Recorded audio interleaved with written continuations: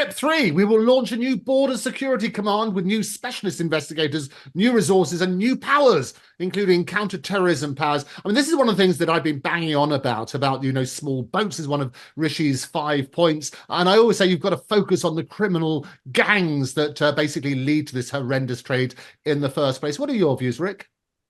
Well, talking about new task forces, talking about bringing new things in, why not just make the things that are there actually work and function and do what they're supposed to do? So at the minute, you have the RNLI, you have Border Force, or some people call it Border Farce, in operation. Right. And you also have the Royal Navy that are effectively acting as water taxis a lot of the times, picking up people that the French Navy are dropping off at the halfway point and ferrying them back over here to the UK. So rather than coming up with new institutions and brainstorming what we could do differently, how about just making the institutions work the way they're supposed to work instead of coming up with new think tanks and new ideas and undoubtedly more governmental departments that will oversee said policies. So, make sure prevention is better than cure. So let's stop the problem rather than trying to cure it, because they seem to be like a big pharma organization. They don't want people to be healed because a patient healed is a customer lost. So it could be the same principle applying to people coming across in the so-called small boats.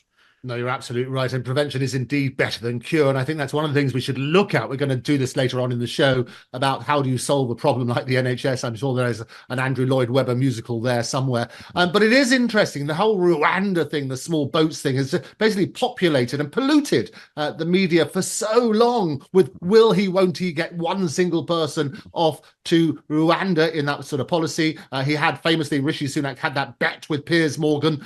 Piers bet him £1,000 that he wouldn't get a single person there before the general election. Well, the general election is on July the 4th, and Rishi's admitted he's not going to get what anybody knew.